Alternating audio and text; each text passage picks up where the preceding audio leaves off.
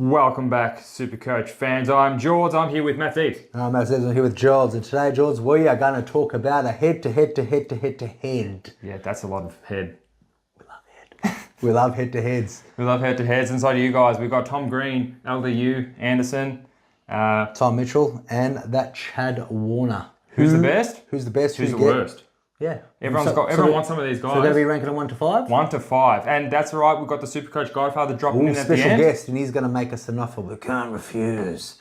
That's what the Godfather does. Anyway. Yeah, that's a come down. Calm it down, George. Calm it down. All right. So Supercoach Godfather will give his 1 to 5 as well. Nice 3-minute video. He's kindly dropped in. So if you don't know who he is, he finished 4th last year. His team name was Abs Magic. So check over his channel. I'll put his name in the description box for all you guys keen to check out his channel. All right, Matty. Hit it off, George. We could start with number 5. Who are we going to do? So who are we going to go? One each? We'll go one each. What's your number 5? Champ. Sorry, let me just get comfortable here. Now, Put that leg George, down. You're not at the lounge. Oh, but I need to get comfortable because number 5, I think. Let's put the leg down. This guy. Like he thinks he's at the saloon. This guy. All right, champ. Number 5. I think a lot of people will agree. I think Abs Magic as well will probably agree with this one. Maybe. We'll see. Chad Warner. Chad Warner's mine as Chad well. Warner. Why is he on? Is he on this list just because he's around the same price? So all these top 5 players are between 532 to 557, so around the 500, 96 to 100 average. Well, he's on the list because everyone wants a breakout to the next premium status, and there's a lot to say that Chad Warner can get to that next level. Okay, so it's easy to say number 5, number 4, number 1. Now, Chad Warner for me, why is number 5? I think you got Mills and Parker probably in front of him as far as full-time midfielders or better midfielders. Chad Warner is in his 4th season now. He averaged 96, which he kind of had a breakout score last year. Well, to be 532, 7% of teams have had him. So he's clearly attracting some people to say that he's going to do different. Versus the other 5, I think with Sydney's midfield and how they play, yeah, he's probably the 3rd most important midfield in that team. Would you say yes?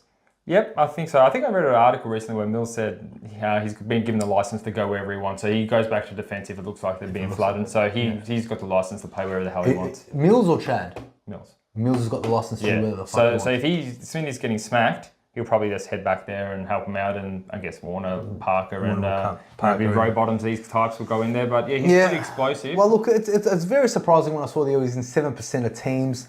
The good thing about him, maybe he's got his first buy.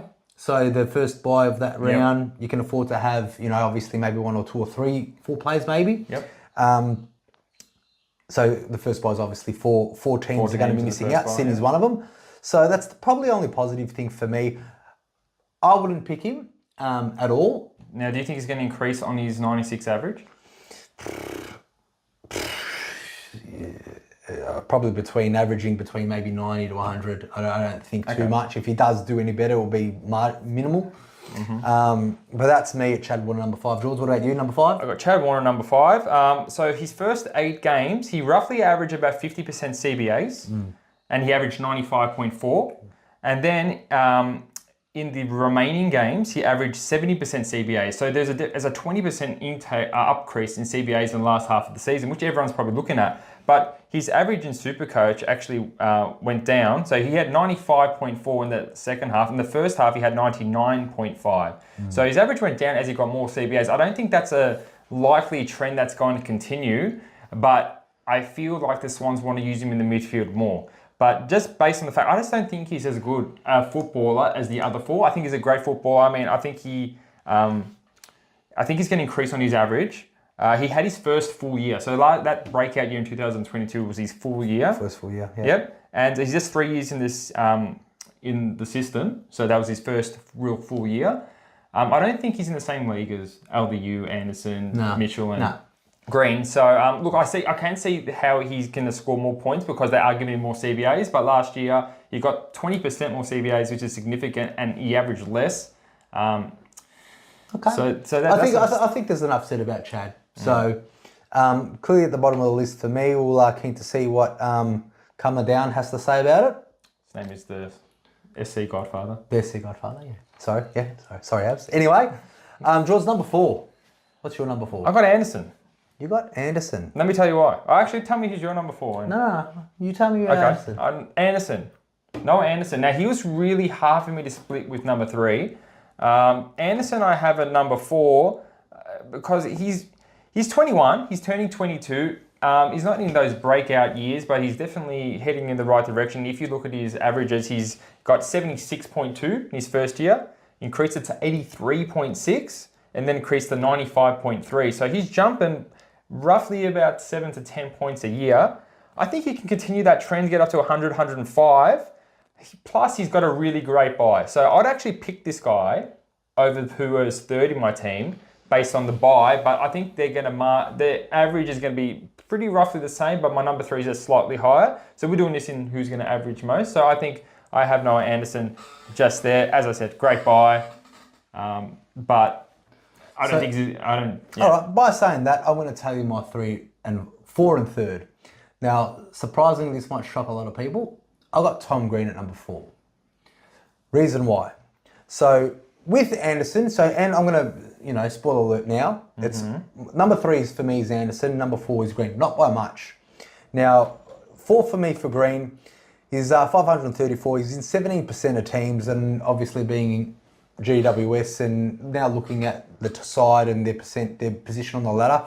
Green didn't really surprise me last year, and we don't really know. Like, yes, he's going to be in the midfield, so we're going to just speculate that he's going to get bigger and better, and that's the type of players he was. Now, he's also got the last buy. Now, Anderson, Green, and Warner, they're all in their 4th year. So they're all the same type of player. They're all probably the same type of age. This is all of their 4th years going up. Yep. I say Anderson based on this. So Anderson obviously has averaged more than both Green and Warner. I think he's the number 2 midfielder in Gold Coast. He's in 3% of teams, so I like the point of difference factor there. He's got the best buy you can possibly have, which is the Geelong Gold Coast. And he's clearly averaged 100, where the boys are about 5-6 points behind him. Now, why Green? I think Green, there's a lot of hype about him.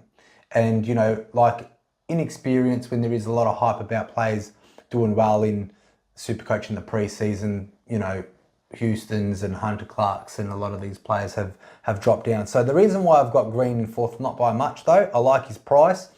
I don't like that he's a fan favourite. I don't like he's playing for GWS. I still think Calingolo and Cali are above him in Canelio and Cali are above him in the midfield pecking order.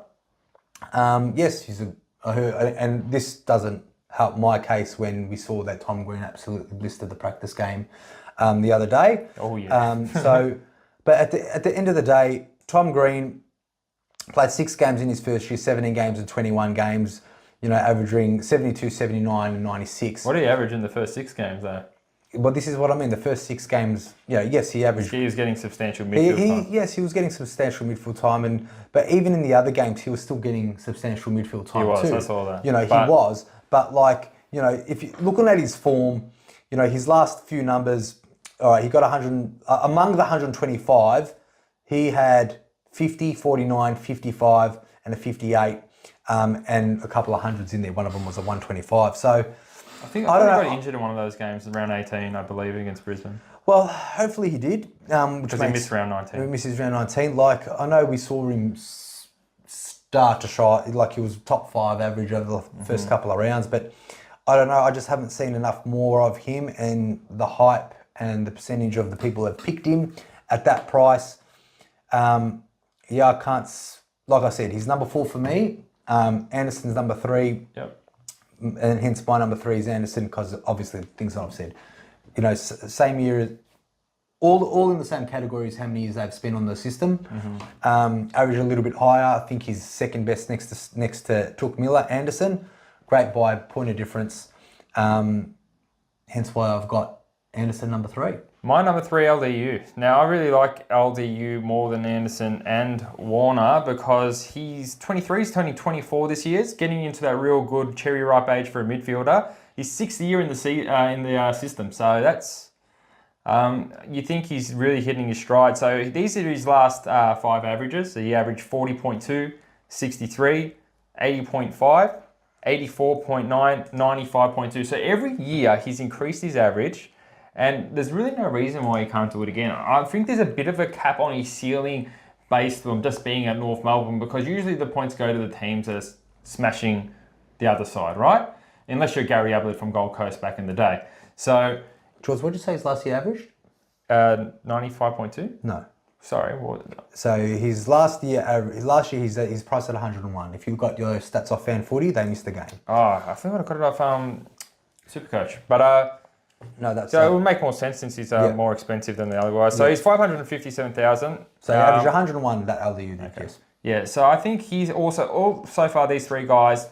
LDU is a great pick. I don't hate anyone for picking LDU. I just think the two I have above him are just were so much better. All right, George, then. And North Melbourne, last buy, I believe. So a bit of a busier buy. The buy that I hate the most out of Anderson and Warner, that's for sure. So that was your number 3? That's my number 3. So we've cleared up number 3. So I'll go with my number 2. Yep. Which is LDU. So LDU number 2 is in 7% of teams average 101. Clearly the best mid at North. Clearly he's going to have a lot of, midfield time only. I've never seen him push up the forward. Yep. What I also like about him, round 2, he was subbed off with 4 touches and got a 27. So there is a sub-affected game there where his average could have been, well, obviously if he's averaging 101, you're clearly going to get a few more points. He missed the game as well, didn't he, afterwards? Yeah, he missed one game and he got subbed off with 4 touches at a 27. But looking at his last games, like he was dominating 109, 138, he got 88, but 124, 149, 110, 104. And a 68. And a 68 against Essendon when Dry Codwell was smothering him, but then bounced back with 119 and 141. So then a 99. And then a 95 against Gold Coast where nothing was up for grabs there. So I don't know. I think it was up for grabs for half a North Melbourne season. No, he's got a point to prove. He won so. Well, does it have a point to prove against Gold Coast then? I just think. I just think. Like, look. It looks. It's really hard to separate these guys. Is what we're trying to say.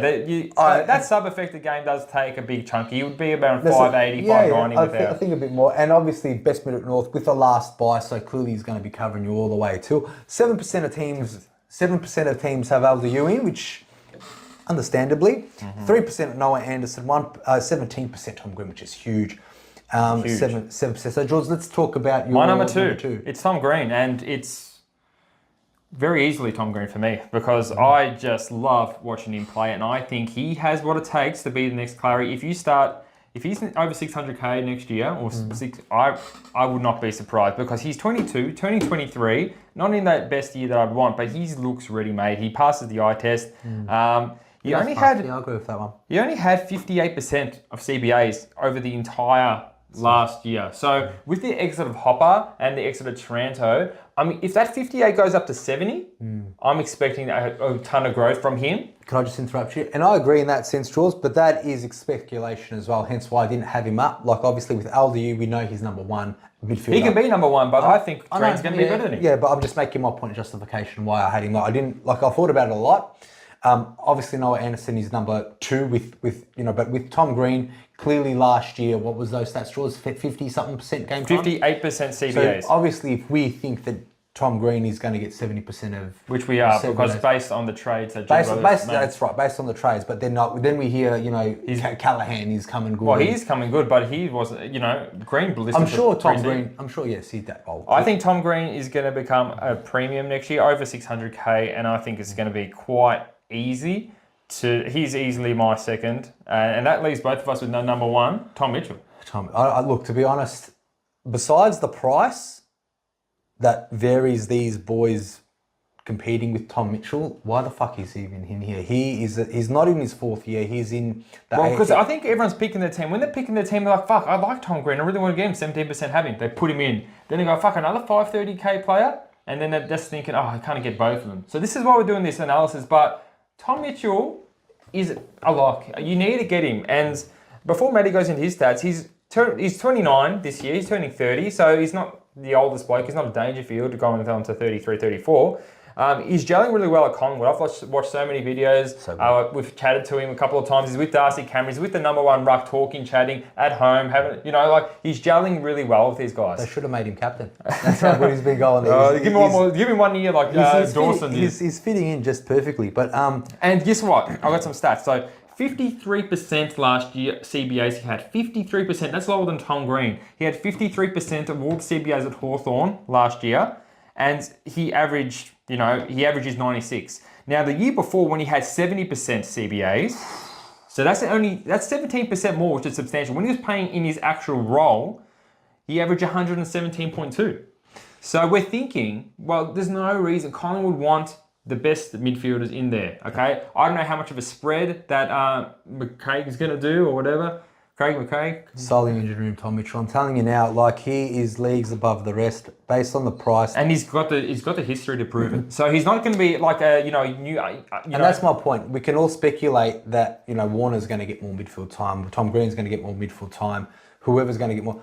Tom Mitchell has had that midfield time, and he is a proven scorer. He's years and years he's had the potential to be and proven to be a top 5 average player. I can understand not picking Tom Mitchell next year when he's over 620,000 or something. That's right. But this year, I can kind of see why people... No, he's not going to be top 8. Now I can see why some people don't want him, because he's on a busy buys with the Clarys of the world. He's got all those...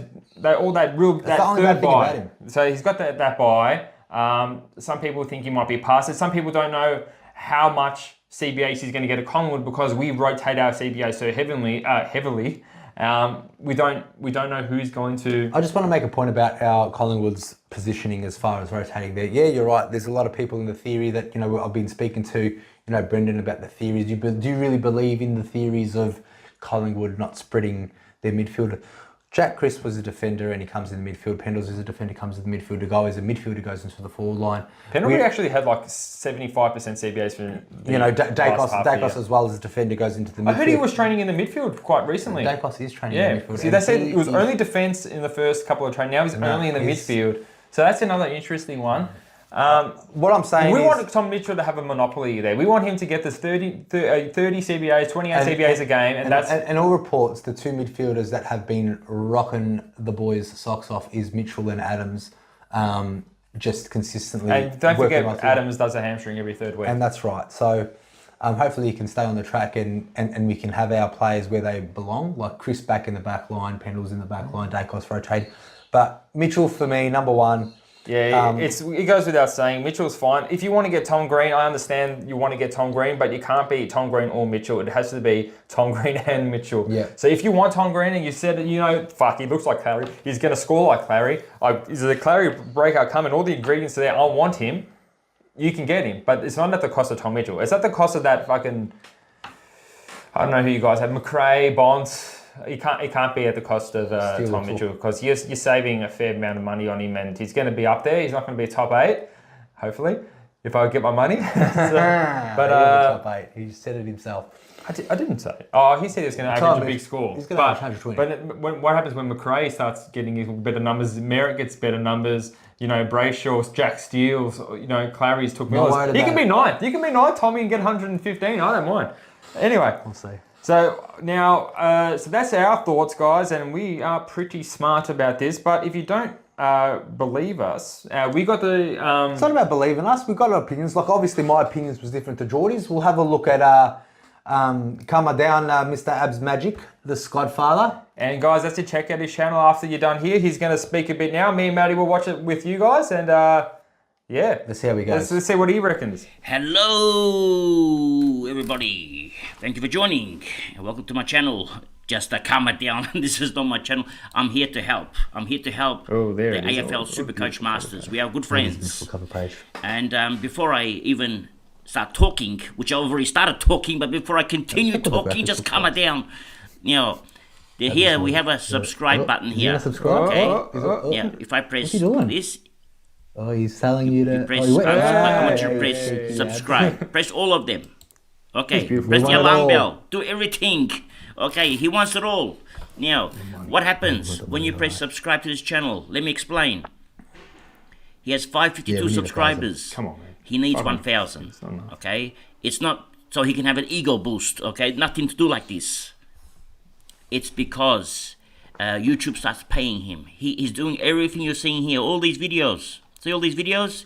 He's doing all these for free. He's not making 1 cent out of these videos. Oh, yeah. He will start making money once you go to 1,000. All right, he needs it. We all need it, okay? So please, don't hesitate. Press subscribe. He's entertaining you. He's giving you information. Help him to help you. Or something like that. Or help him. I don't know, just a comment down. It's something like this. Anyway, now let's get on with the question he asked me. He said, rate these in order for me, please. He said, who would you have at number 1, 2, 3, 4, and 5? Warner, T-Mitch, Anderson, LDU, and Green. Sure. So we're going to put these in order. It's got to be Warner. Now, before I do put these in order, let me explain it to you one thing. Okay, just calm it down. Calm it down. You calm it down. Everyone has a different order they select players in. So what I pick doesn't mean it's accurate. It might be 99 out of 100 times accurate. I'm not just joking, just calm down. But everyone has a different idea, all right? Now, I've done a player review for each one of these players. So I sort of have a bit of an idea of what I'm after, all right? So everyone has different things that they're after, all right? So at number 5, I've put in Warner. Standard. Knew it. At number 4, actually, why am I typing this down? I've already typed all this down. Okay, number 5 is Warner. At number 4, 2 Warners. I'm going to cross this one off. Okay. Just coming down. All right, number 4, we have Anderson. All right. Who's your number 4 At again? number 3, Answer. and this was a tough decision. I picked LDU. There you I go. could have put LDU at number 2 or even number 1. All right, these are all tough. At number 2, I picked Green. Green could have been at number 3, 2, or 1. Fan favourite? But at number 1, Yeah. I had to go with T-Mitch. And I've thrown the keys in the ocean. Okay, it's a lock. The Sharks have got the keys now. That's it. You can't get. I can't get him anymore. He's The locked. keys and we I've don't got know how him. to He's swim, stuck. boys. He's That's in my how team. it's certainly are for Tom Anyway, Mitchell. now that's all for today. I'm just here to help the boys. So the boys will take over again. And remember one thing: it's nice to be important, but it's important to be nice. Ciao for now. Ciao for now, Abs. Thanks Ciao for joining now, us, Abs. buddy. It's very nice to be important and important to be nice. Yep. So thanks for doing that, Abs. was nice of as you. your list was the exact same as mine, so you obviously know where you're at, number 4 in all the Supercoach. Oh, yeah, well... Matty's got some things to do, so these guys are hard to split, except for Tom Mitchell. But yeah, it's very interesting, guys. I don't think I want to ask a question before I interrupt you. I've already interrupted you, so I'm going to ask the question. just to come down to. Just to come... Now, I won't give too much away by saying the question of how many of these boys do you have in your team? At the moment, I have the uno. I have the 1. I guess that's our Tom Mitchell. Of course. Of course. Yeah. But I have had Tom Green in, but with all these mid-prices fucking destroying the field, I've been experimenting. But as I've said to, Well, this I is said what... to this Jamie Chatterton or something. I tell your mate Costa, all that. I tell him my team changes every hour. Like it changes every hour because I literally, guys, if you're new here or you're one of the regulars, what I do is I follow every single football club, every single AFL journalist, every player, and I get every single news straight away, and I get them and I chuck them on Facebook for you, I chuck them on Twitter for you. So if you haven't liked our Facebook page, go on there. You get the absolute best news as fast as possible. You don't have to have your newsfeed flooded with all this irrelevant stuff that I have to do. Yeah. I get the important stuff and I put on your thing. I don't say, oh yeah, Callum Wilkie got subbed off in the 3rd quarter. What? He's out of my team. If you want the important stuff during the season and during the off season, get on the Facebook page, get on the Twitter, subscribe to the channel. We're gonna say ciao for now. Ciao for now. And it's important to be nice to be important. And what's our next video, Jules? Let's do Taranto versus Rose. That's always good. All right. Thanks, Abs, for dropping in. And we will catch everyone very shortly at Taranto versus Rose. Okay, make sure you check out Abs as well. And Jesus, Jules, is there like a tornado going outside your window? just to shut up and do the podcast. All right, yeah, all right. All right, so we'll This could be our last podcast we do, guys. The tornado's coming. What the fuck is going on? Let's get out Ciao of here. for now. See you guys.